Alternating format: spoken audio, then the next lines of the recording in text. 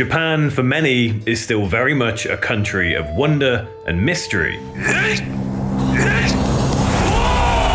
Often referred to as the land of the rising sun.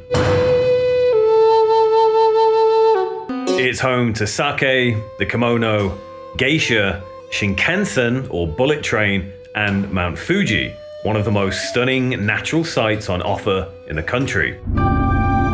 And we can't forget about sumo, sushi, anime, and video games. After all, Super Mario and Sonic the Hedgehog are two of the most well-known video games in the history of gaming, and both hail from this mystical land.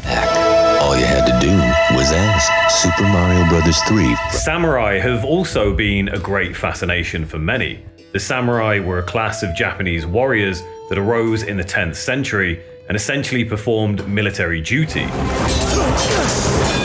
They were an elite, highly trained group of soldiers, often noted for their skill at wielding a katana, a sword that could quite easily slice clean through the body of an enemy. These traditions, historical figures, and contributors to Western pop culture have become well established throughout modern society. Mario, you came for me! You'll struggle to find anyone that hasn't heard of Mario, and even samurai are still as popular as ever, represented recently by the hit FX series Shogun.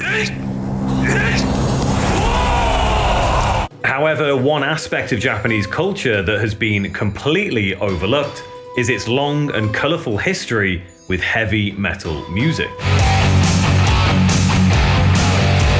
Aside from the recent rise of baby metal, many people will be familiar with Dire and Grey, a progressive metal band from Osaka, formed in 1997.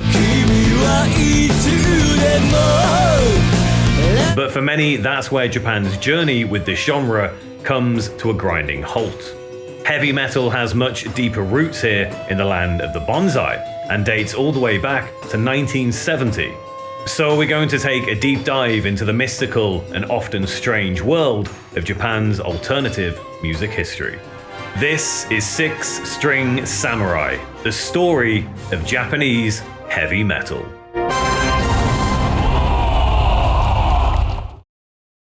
Now, if you haven't already guessed, I'm not Japanese, so I'm going to try my absolute best to not completely butcher their beautiful language when it comes to pronouncing Japanese names, places, and words. So if it sounds like I'm having a stroke during parts of this video, then Japan, please forgive me. 1967, Tokyo, Japan. A young aspiring musician by the name of Yuya Ushida had just returned from England after visiting his friend John Lennon. Yes, the very same legendary Beatles member. Lennon introduced Uchida to the likes of Cream and Jimi Hendrix. Upon hearing these new Western sounds, Uchida wanted to bring this style of music back to his homeland of Japan, so he formed Yuya Uchida and the Flowers.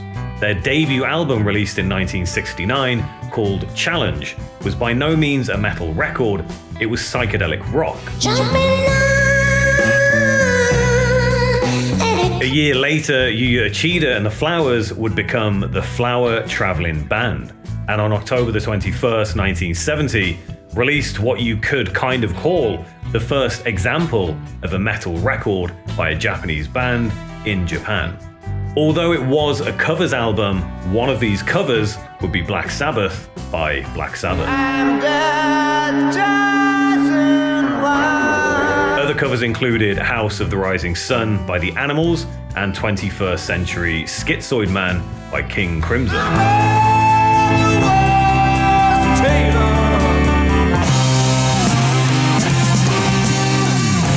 Black Sabbath's debut record, released in the same year, did also see a release in Japan at this time. So I guess it's no surprise that we can mark up Black Sabbath as yet again influencing an entirely new music scene in another country based on heavy metal. Now, although the Flower Traveling Band were seen more predominantly as a rock and psychedelic rock band, their sound was heavily influenced by Black Sabbath, as we can hear in their second studio album, Satori, released on April the 5th, 1971.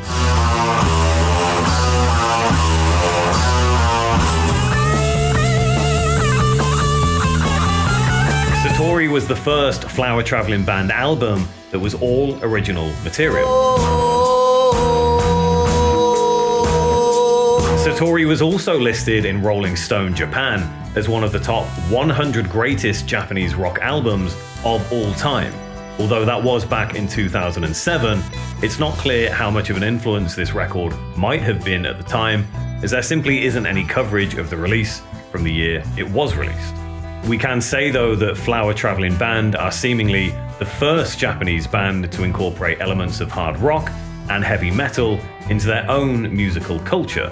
Their subsequent records, however, would follow a closer path to rock as opposed to hard rock or heavy metal. The Flower Traveling Band definitely helped to bring the first elements of early heavy metal influence to the shores of the Shogun, but there was another group that went by the name of Blues Creation, releasing what I would say is a record greatly influenced by Black Sabbath, Demon and 11 Children in 1971. Day by day.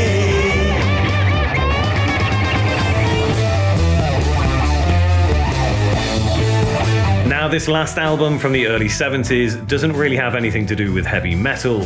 It's a progressive rock album called Dr. Siegel's Fried Egg Shooting Machine by the Japanese prog rock group Fried Egg.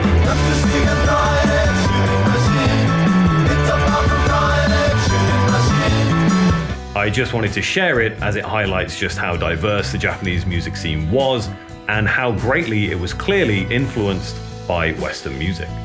The 1970s appears to be a very pivotal turning point for Japanese pop culture. After the end of World War II, Japan was occupied by the allies of World War II, with the main three countries being the United Kingdom, the Soviet Union, and the United States. American products, media such as music, films, and consumer goods, along with generalized American culture, were naturally introduced to many aspects and people of Japan. And after the United States ended its occupation in 1952, that influence continued. This also meant that Japanese culture started to make its way to Western shores. In 1974, American film director Sidney Pollack released the neo-noir crime drama film, The Yakuza.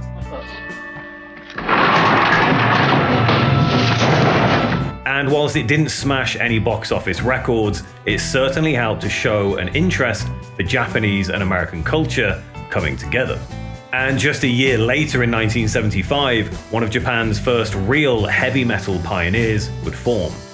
Bow Wow released their debut self-titled album in 1976, although it is important to point out that this record does fall more into the hard rock category. Not only would it have been considered heavy at the time in Japan, it also did have some fairly solid elements of early heavy metal in it.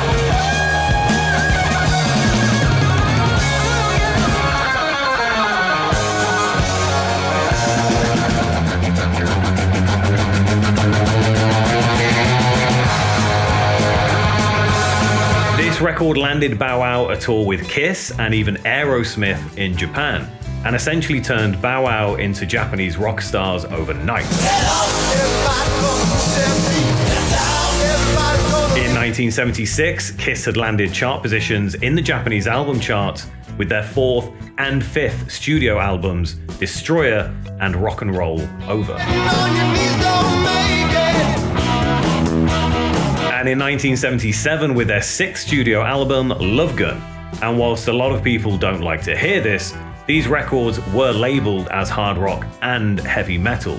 So it wasn't just Japanese bands that were making waves in the development of heavy metal in Japan. But don't worry, all you real metalheads out there, Black Sabbath were also releasing their records in Japan throughout the 70s. We all know how much you hate Kiss. Tell me about it. Bow Wow would release 3 more studio albums in the 70s that continue to touch on heavier elements of music. Here's some examples. The 10:45 is going to leave here. You don't have to pay now.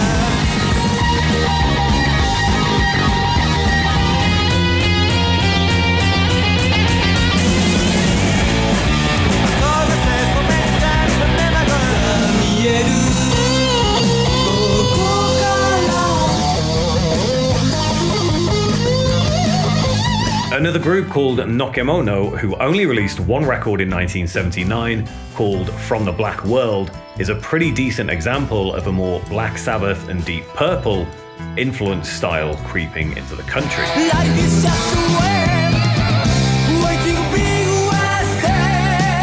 湧き立つ黒い雲、野獣は自由に。 During the 1970s, Japan saw a large influx of US and UK metal records hit the shelves, including Judas Priest, Black Sabbath, Quiet Riot, Blue Oyster Cult, Whitesnake, Rainbow, and even Motorhead, which is safe to say would have had a massive impact on alternative Japanese music.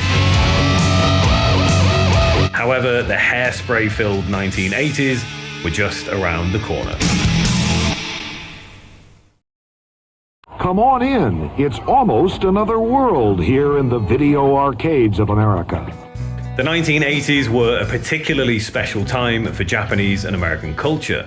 Some of you will no doubt be old enough to remember one of these. It's an arcade, a place where kids would go to play arcade games. The arcade game grew with enormous popularity during this decade, many of which hailed from Japan. Space Invaders, Pac-Man, Donkey Kong, and of course Mario. This decade also saw a huge influx of home entertainment systems into the American markets, coming from Japan, most notably the NES or Nintendo Entertainment System, featuring top titles such as Super Mario Bros., Final Fantasy, and Legend of Zelda. The hottest games are on Nintendo, the world's #1 game system. And we can't forget the now classic Walkman. Although officially launched in 1979, the Sony Walkman would become an iconic piece of 1980s American culture. It allowed anyone to carry music with them on the go, with the ability to play your favorite albums anywhere you cared to do so via a changeable cassette tape. And for those of you that had one, you'll know what one of these and this stuff were very handy for. And if you're too young to remember this, then good luck figuring that out.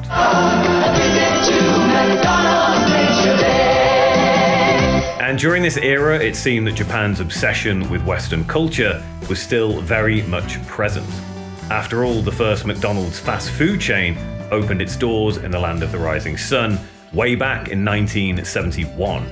So it was only natural that your Big Mac was about to come with a side order of heavy metal. During the 1980s, over 3,000 metal records were released in Japan, and naturally, many of those were US and UK bands. Ozzy Osbourne, Iron Maiden, Judas Priest, Black Sabbath, Metallica, Motorhead, and Dokken all had albums land in the Japanese market throughout the decade. Even Venom saw a Japanese release of their 1981 debut record, Welcome to Hell. And this is where things take a drastic turn in Japanese metal culture. Now, when it comes to Japanese groups from the 70s, we've kind of only touched on heavy metal. It has absolutely veered more towards hard rock. However, with this release from 1981, it's pretty clear that heavy metal was without doubt a major influence. The band was quite literally called Heavy Metal Army. Well, Miss Swimaway was her name.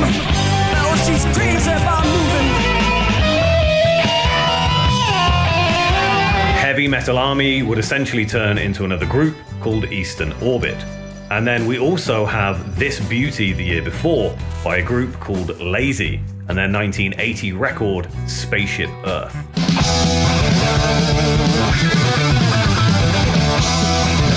And we're going to quickly revisit Bow Wow before delving into some of the very important artists from this decade. Bow Wow released 5 studio albums during this neon light obsessed era: Glorious Road and Telephone in 1980,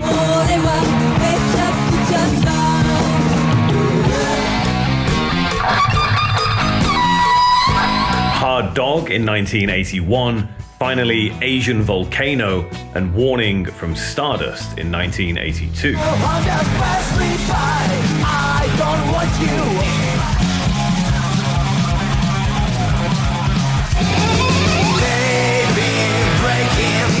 Breaking all the laws that you are.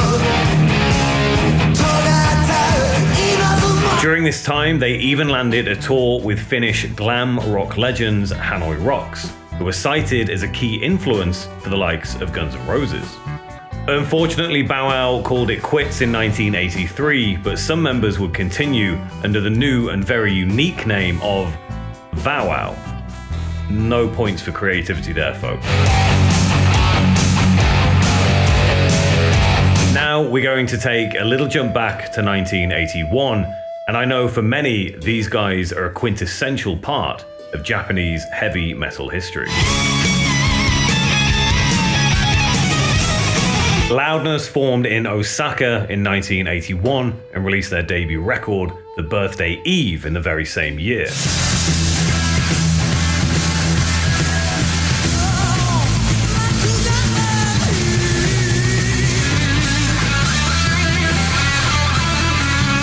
They were the first Japanese metal act to be signed to a major label in the United States with their 6th studio album, Lightning Strikes, released via Atco Records, part of the Warner Music Group.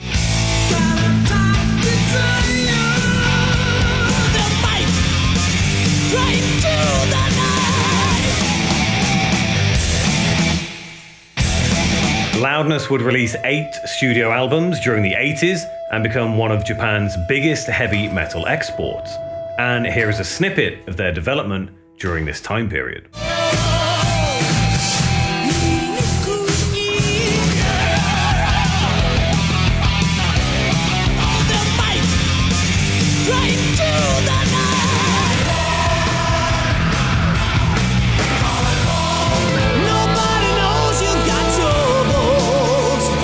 Okay, so maybe it's not exactly the type of heavy metal many of you were expecting, but you have to remember this is still the 80s, where a lot of metal did sit on the fence with hard rock, and even pop to a certain extent.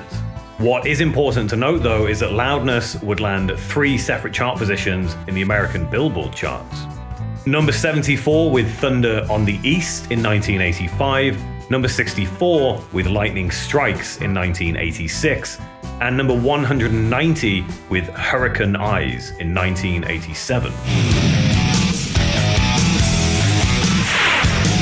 And considering the fact the likes of Motley Crue, Whitesnake, Def Leppard, Guns N' Roses, and even Anthrax were also occupying spots on the Billboard chart during the same time period, it's pretty incredible that a band like Loudness, all the way from Japan, managed to muscle in on the action as well. But if you know anything about the sound and image of the 80s, then you'll see from this that they really did fit right in. Two of the groups that absolutely deserve a mention alongside Loudness are 44 Magnum and Earthshaker, both hailing from Osaka and releasing several notable records from this era, contributing greatly to the Japanese heavy metal scene.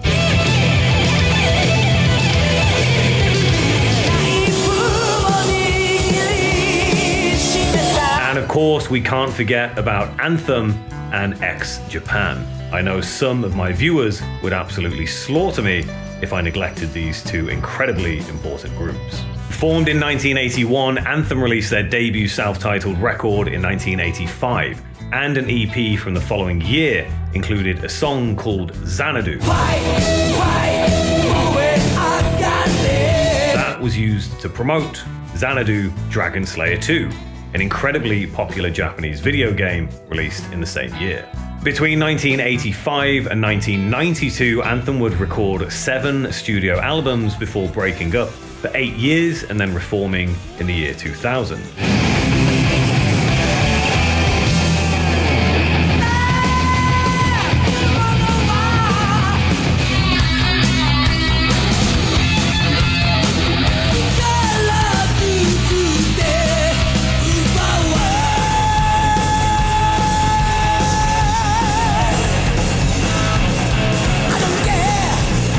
Now, X-Japan could probably warrant an entire video solely dedicated to their career, as they are arguably one of the biggest heavy metal groups to ever come from the country. X-Japan formed in 1982 and were simply known as just X for a brief time. Their debut record, Vanishing Vision, released in 1988, which I may add has a seriously fucking cool cover, turned out to be a speed metal record.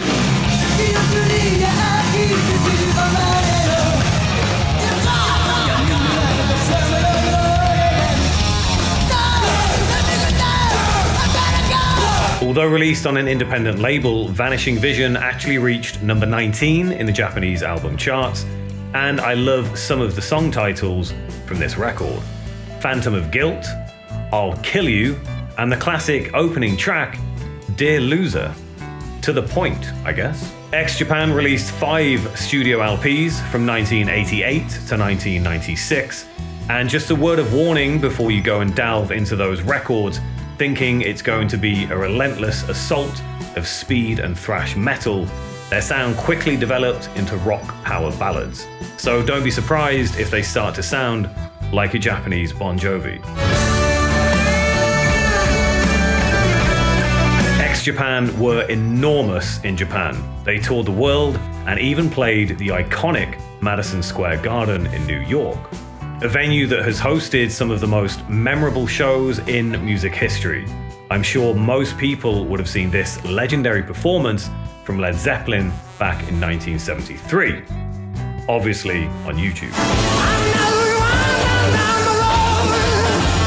So as we can see, this hairspray-fueled decade in Japan's rich musical history very closely mimicked many aspects of Western culture when it came to this globally reaching genre. However, as this Back to the Future obsessed era came to a close, Japan was entering a new phase of distorted debauchery.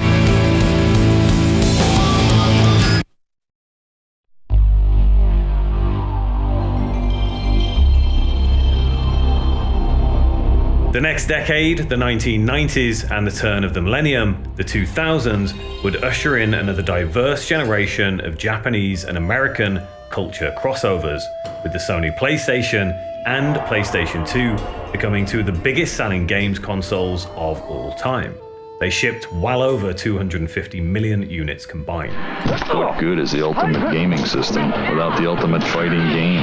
Tekken for the Sony PlayStation, powered by Namco. Pick up a six-pack, you idiot! These consoles also delivered some of the biggest games of all time, with a few of my personal favorites being Gran Turismo, Resident Evil, and Metal Gear Solid. And we can't forget the Final Fantasy series, of course, all Japanese in origin. These consoles were huge in Japan and America, again helping to cross even more cultural bridges between the two countries.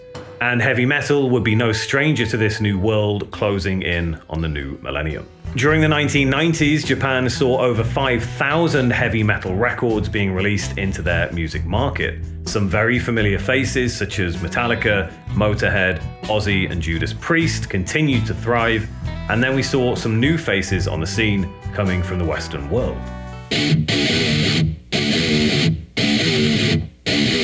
Although Pantera had released 4 albums in the 80s, it wouldn't be until their breakthrough groove metal record, Cowboys from Hell, that they would reach Japan. This was the first Pantera album that saw an official Japanese release in 1990. White Zombie and Voodoo Cult, a band that featured Chuck Schuldiner of Death, also landed in the Japanese market. Even Max Cavalera's side project Nail Bomb saw their only studio album released in Japan in 1994. So the Western influence of heavy metal in Japan was ever growing and didn't seem to be slowing down. So just exactly what did Japan have to offer the world throughout this time?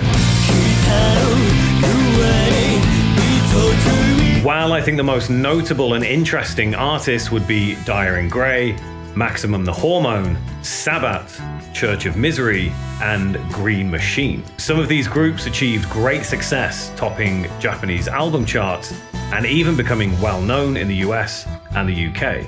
Others, I guess you could say, were outright underground. Dire in Grey would get the most coverage here, as they simply were a monumental act that pretty much became somewhat of a phenomenon. They formed in Osaka in the late 90s releasing their debut record in 1999. And this record actually featured a mix of English, Japanese, and German.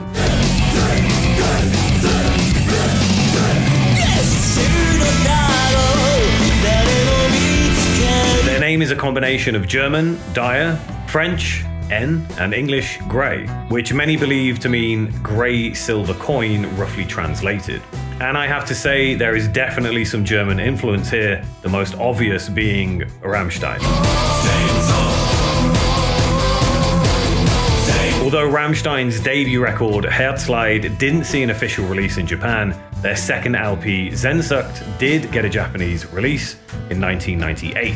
But I don't think it's a stretch of the imagination to assume that Rammstein were known in Japan before this. To date, Dire in Grey have released an impressive 11 studio albums between 1999 and 2022. Every single album has landed them a top 10 position in the Japanese album charts, and their 2008 record, Ouroboros, gained a #1 spot on the US Heatseeker chart.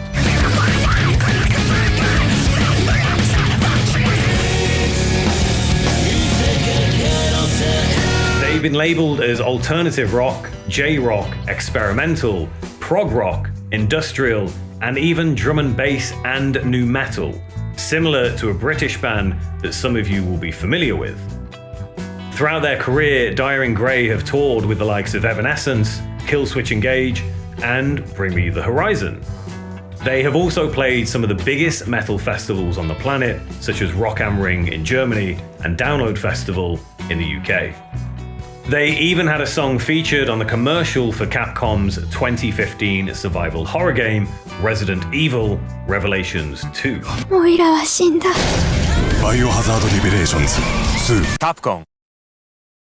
Okay folks, there's a few more bands to mention, but before we wrap up here, I'm trying to grow my social media following, so if you want to drop me a follow on IG, I'd be super grateful. There's a link in the description. If you want to support my channel directly, you can become a member by clicking the join button below. It's a monthly subscription you can cancel at any time through YouTube, and you are directly supporting my channel financially, helping me to continue producing these documentary style episodes for you. Or finally, how about grab yourself one of these special edition items of clothing from my clothing brand LUCIS, with some of the designs collabed with the amazing Cowboy Illustrations. Everything is linked below. I think it's safe to say we've all heard of Knotfest, right? A festival curated by one of the world's biggest metal acts, Slipknot. Well, this next group actually played a Knotfest back in 2014. Maximum the Hormone formed in 1997. Their debut record, Asacru, released in 1999, is actually labeled as a hardcore thrash crossover album. Over the years though, their sound definitely progressed to a much higher level of production and also toyed with various different metal subgenres.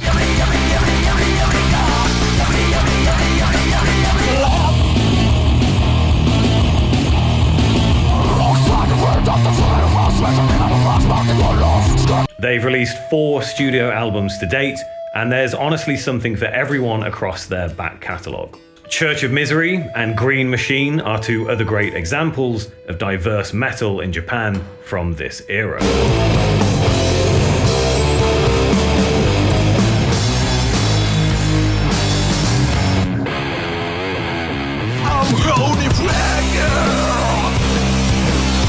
Church of Misery are a doom metal group from Tokyo formed in 1995. Doom metal is a fairly overlooked subgenre, in my opinion. Its origins date all the way back to Black Sabbath. No surprise there. Regardless, doom metal is generally considered to have developed in the mid-1980s with bands like Witchfinder General from the UK and Saint Vitus from the US.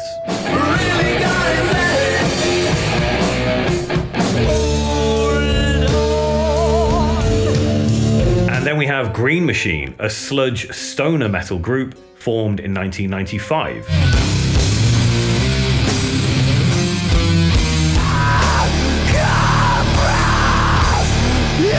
They took their name from the Kyuss song Green Machine. If you don't know Kyuss, they are an iconic stoner rock band from Palm Desert, California. Although they only had a short-lived career from 1987 to 1995, they released 4 incredible albums. Kyuss also featured Josh Homme and Nick Olivera that went on to form Queens of the Stone Age.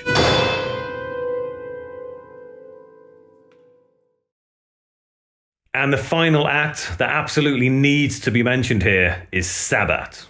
Black metal has entered the chat.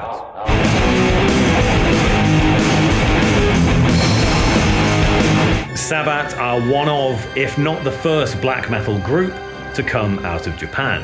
They didn't release the first Japanese black metal album, but they are for sure the most well known. Their debut record, Envenom, released on Evil Records in 1991, is actually a pretty solid effort at a black metal record.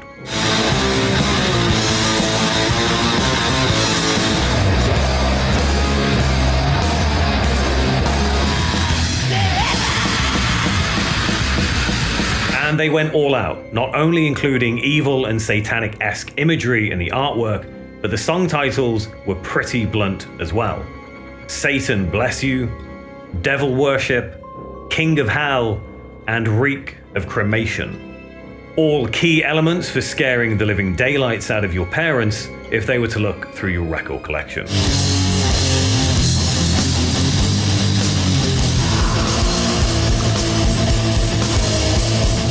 As we've already discussed, Venom had Japanese releases of their debut record, Welcome to Hell, back in 1982.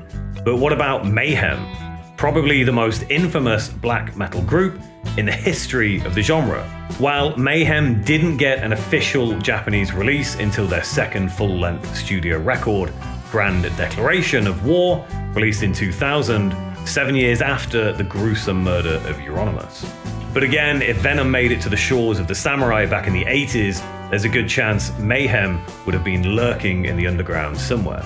And of course, there are other Japanese black metal bands, but I'm saving those for my black metal documentary at some point in the future. Japan's diverse history with rock and heavy metal is truly one that I urge you to explore more of, and I hope this has given you a great insight into its development over the last several decades. And yes, there will be plenty of people in the comments screaming about bands that I didn't cover, and no, I didn't cover the most recent decade because, well, that isn't quite history yet, is it?